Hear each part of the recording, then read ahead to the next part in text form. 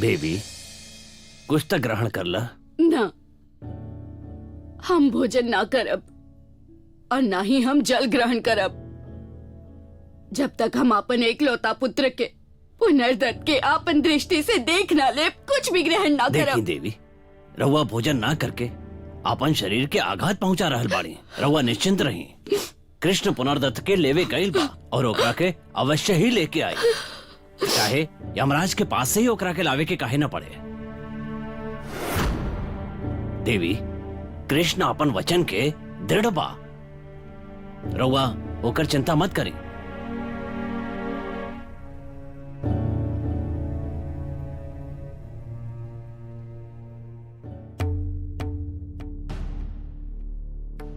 पुनर्दत्त उठा, पुनर्दत्त, पुनर्दत्त उठा, पुनर्दत्त। केहू तो के नशा के सेवन करव ले बा ताकि तू अपन चेतना, अपन स्मरण शक्ति खो दा और ऊ तोहरा से अपन मनमानी करवा सके। उठा पुनर्दत्त, आंखें खोला, आंखें खोला पुनर्दत्त।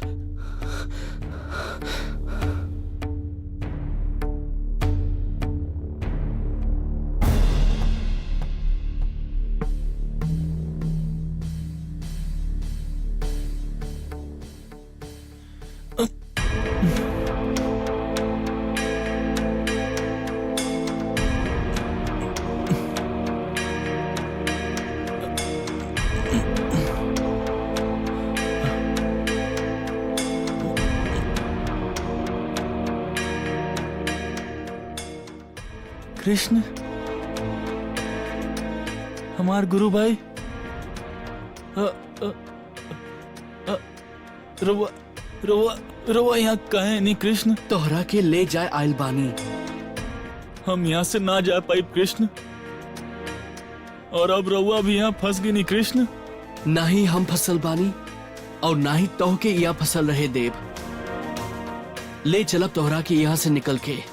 यहाँ जे एक बार आवेला वो वापस ना जा पाला कृष्ण, और यदि केहू जाए के चेष्टा करे तो ओकर प्राण ले लियल जाला कृष्ण। यहाँ के नाग कन्या सब बहुत घातक बाड़ी से कृष्ण। ऐसन परिस्थिति से निकले के भी मार्ग होकेला। जॉन ढूंढा, 3 मिलेला। तू ये प्रतीक्षा करा, हम आवत बानी। परंतु तब तक तू यहाँ के भोजन अथवा जल ग्रहण मत करी। हाँ,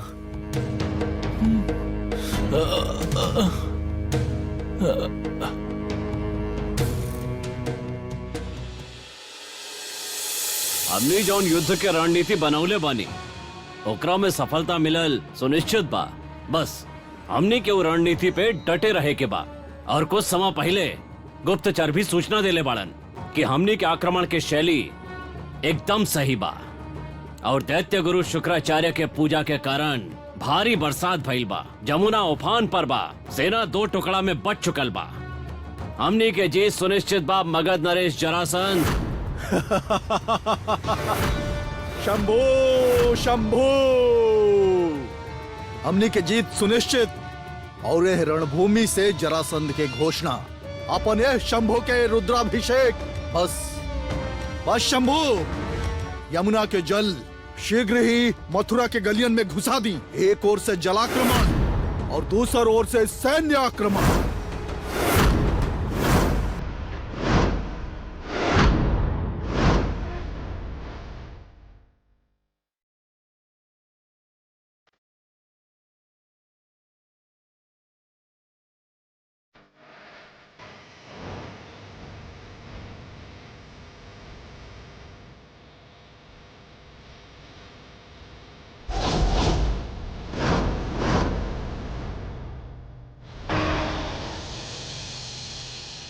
महाराज के जय होके। सूचना आ गई बा महाराज। का स्थिति बा? स्थिति चिंताजनक बा। जमुना के जलस्तर तीव्र गति से बढ़ रहा बा। एकर तात्पर्य यही भइल कि जरासंध वही समय के प्रतीक्षा कर रहल बा कि मथुरा में बाढ़ के पानी कब घुसे और वो आक्रमण करे। यही से वो मथुरा के बाहरी सीमा पर आक्रमण के लिए बा। ई ओकर सामरिक नीति भी हो सकेला महाराज। हमरा विचार से हमनी के सभा सदन के आपातकालीन बैठक बुला लेवे के चाहिए महाराज। यह विषम अवश्यम भावी परिस्थिति से लड़े के उपाय पर चर्चा करे के चाहिए। उत्तम विचार। सभा बुलावल जाए। कृष्ण के कुछ पता चलल? अभी तक ना महाराज।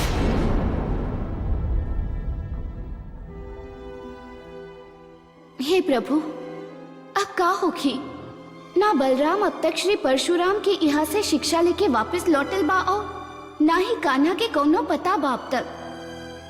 अकेले पिताश्री का करी हैं? भगवान करस सब मंगल होखे और कान्हा शीघ्र ही सकुशल वापस आ जाए।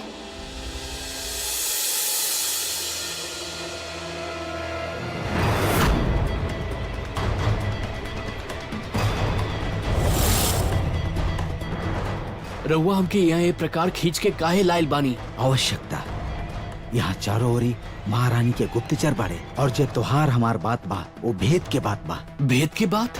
हाँ, का? एक समय में हम भी तोहरा जैसन बाहरी रानी, हम हुई यहाँ बंदी बना लेवल गए द्वीप में। तब से यहीं में पड़ल बानी हम, अपन घर परिवार, अपन देश सब कुछ छोड़ के।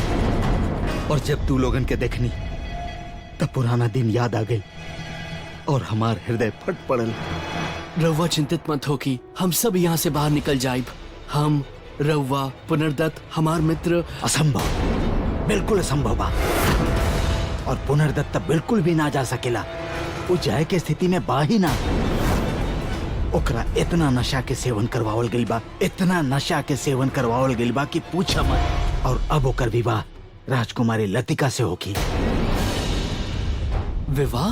हाँ, और तोहार विवाह राजकुमारी असिका के साथ है।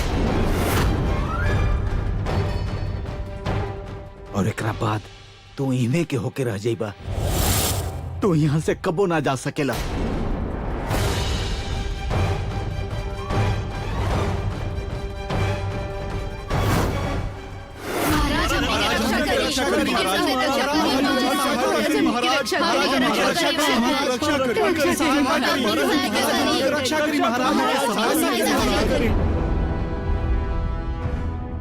सभासद लोग और प्रजाजन, मथुरा अभी गहरा संकट के दौर से गुजर रहल बा और ऐसा समय में आपन साहस और धैर्य के आपन अस्त्र बना के रखी। हमनी के सेना पूरा तरह से तैयार बा शत्रु के सेना पर आक्रमण करे खातिर।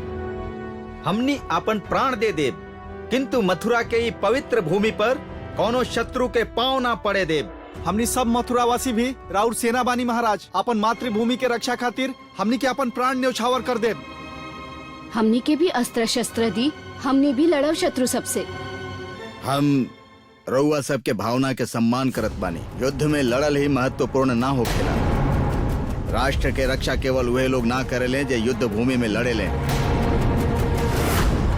राष्ट्र के रक्षा वो लोग भी करेले जे सैनिक लोग के भोजन पहुंचावेले, जे उ लोग के चिकित्सा सहायता देवेले। इहो राष्ट्र के रक्षा बा, राष्ट्र के सेवा बा। ठीक बा, रउआ सब महिला लोग के दायित्व तो होखी सैनिकन के भोजन पहुंचावल, और एक कार्य में देव की रउआ साथे रही है। और ई सभा अब यही में समाप्त होखत बा। महाराज, हमनी के श्री कृष्ण कहीं दिखाई नहीं खन दे रहा। कहाँ बड़े? उनका बिना हमनी के जरासंध के संगे युद्ध कैसे कर पाए? वह हमनी के साहस बाणे, वह हमनी के मार्गदर्शक। ऐसा संकट के घड़ी में वो हमनी के अकेला छोड़ के न जाने कहाँ चल गई बाणे। रउआ लोग धीरज और साहस रखी। श्री कृष्ण पहले भी कबो अपन प्रियजन के अकेले ना तो छोड़ ले बाड़े, ना ही आज छोड़ी हैं। हमनी के पूर्ण विश्वास बा कि युद्ध प्रारंभ होके से पहले श्री कृष्ण के पांव हमनी की मथुरा के धरती पर पड़ जाई, ताकि कोनो भी शत्रु के पांव हमनी के पवित्र मातृभूमि पर ना पड़े। रउआ लोग निश्चिंत हो जाएं और प्रस्थान करें।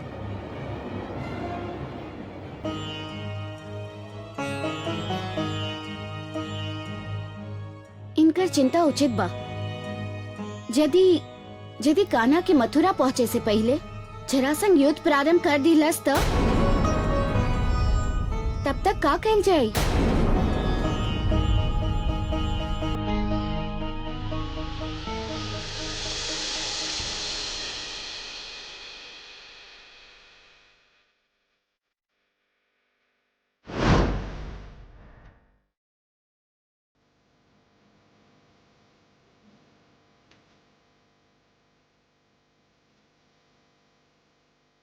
सखा, इतना चिंतित और इतना तनाव में काहे बाड़ा? कुछ बोलत काहे नहीं खा? सखा, पुनर्दत्त के बारे में कुछ पता चला? हमनी के मथुरा भी चले के बा। सखा, कुछ तो बोला।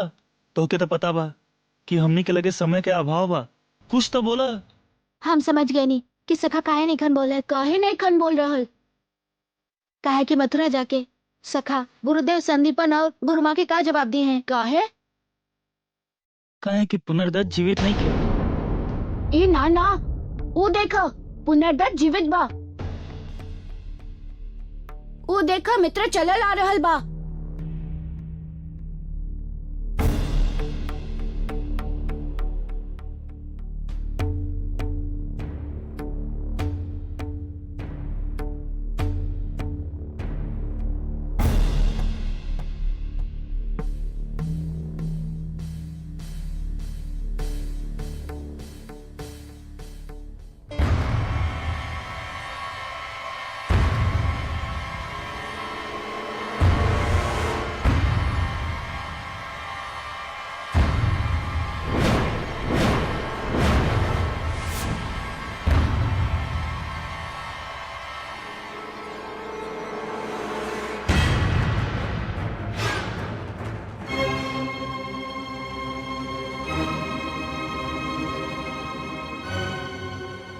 सखा, सखा, ये सब कुछ का बा? पुनर्दत्त लड़का के संग का कर रहल बा?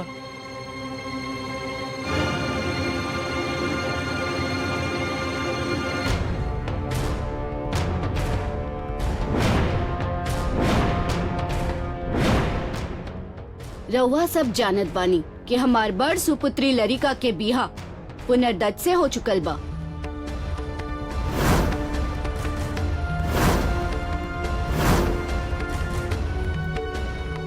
और अब कल प्रातः काल एगो नया दास श्री कृष्ण के संगे हमार दूसर सुपुत्री असिका के बिया होखी।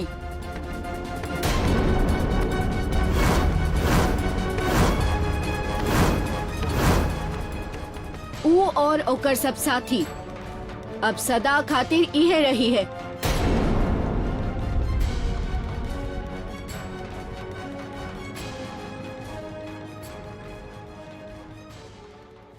कृष्ण कृष्ण कृष्ण कृष्ण, अब हमनी के सदा सदा खातिर एक दूसरा के हो जाई। हमनी के केहू अलग ना कर पाई, कभी ना।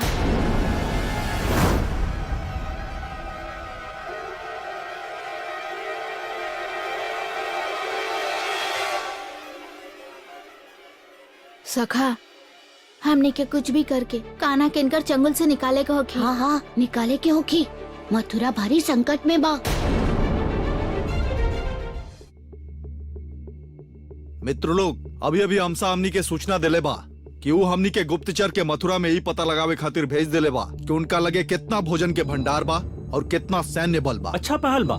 युद्ध में लड़े के क्षमता के यह दो रूप निर्धारित करेला। युद्ध में हार जीत के मानक कहल उचित होगी। रउआ सही कह रहल बानी रुक्मी नरेश। बाकी एकरा अतिरिक्त एगो कारण और बा। का? अभी तक वो कृष्ण से जे भी हारल बा, प्रमुख कारण रहल बा कृष्ण के शक्ति के कम करके आंकल, ओकरा हल्का में लिहल, और यह वो भूल बा जेकरा हमनी ना दोहराई। यही से जीत हमनी के होखी। शंभो शंभो शंभो। कृष्ण कृष्ण,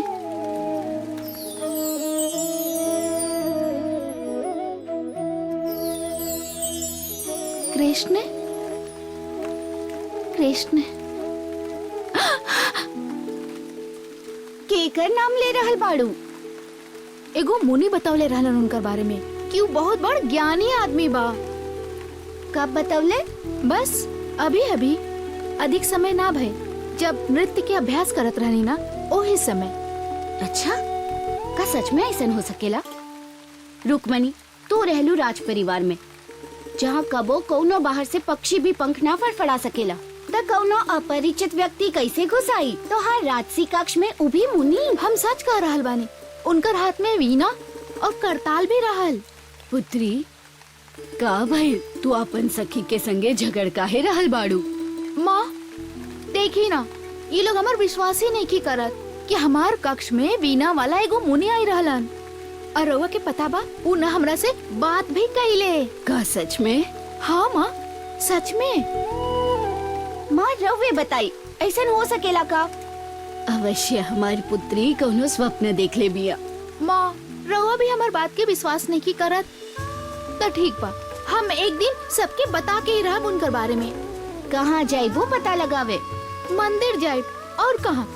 काहे कि ओइजे से तो पता चले साधु संत मुनि के बारे में, काहे कि उ लोग ओइजे रहले। उनकरे से पूछब करताल वाले मुनि के बारे में। हमके पूर्ण विश्वास बा वो हमके अवश्य मिल जाई हैं।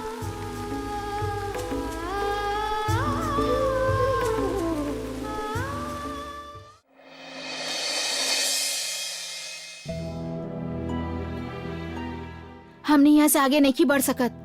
यदि हमने के कान्हा के यहाँ से निकाले के बा तो हमने के कुछ साहसी कदम उठावे के पड़ी। सावधान सावधान, महारानी पधार रहल बाड़ी।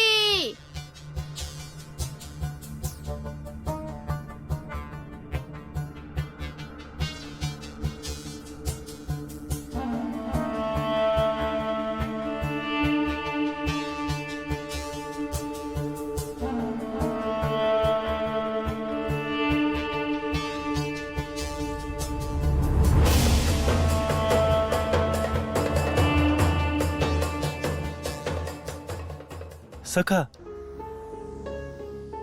हम तो के जानत बानी, तोहार भाव पढ़ सके नहीं हम। तू हमसे कुछ छुपा रहल बाड़ा ना?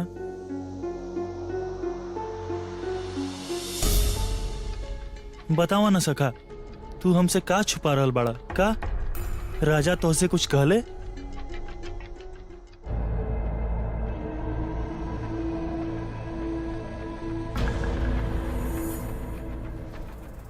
मगध नरेश, हमार सेना आक्रमण खातिर पूरा तरह तैयार बा। कृष्ण, तहार अंत अब अधिक दूर नहीं खे।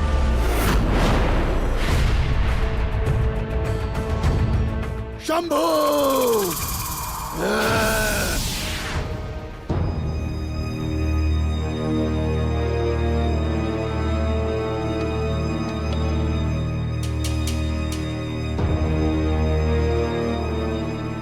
चली, महारानी रउआ के बुलौले बाड़ी।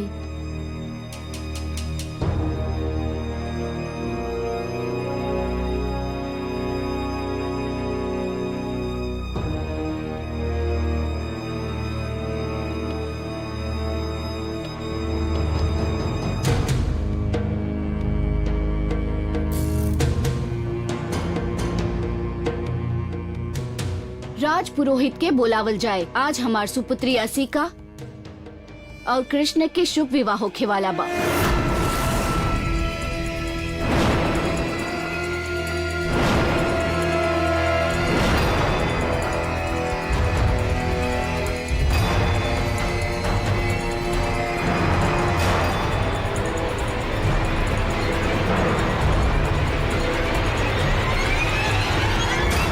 ही का विवाह?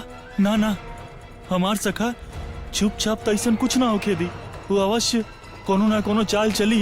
हम अपन निर्णय बदल देले बानी।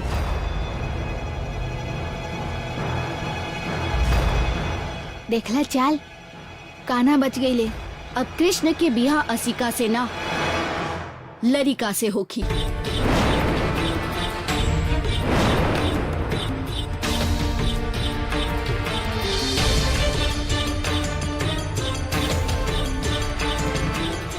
कान्हा जौन भी चाल चलले बा वो सफल ना भइल। परंतु महारानी, काहे की लरिका एगो ब्याहता बिया। ऐसे कृष्ण के ओकर पति पुनर्दत्त से युद्ध करे के होखी और तब तक करे के होखी जब तक ई दोनों में से कौनो एगो के मृत्यु नहीं खे हो जात।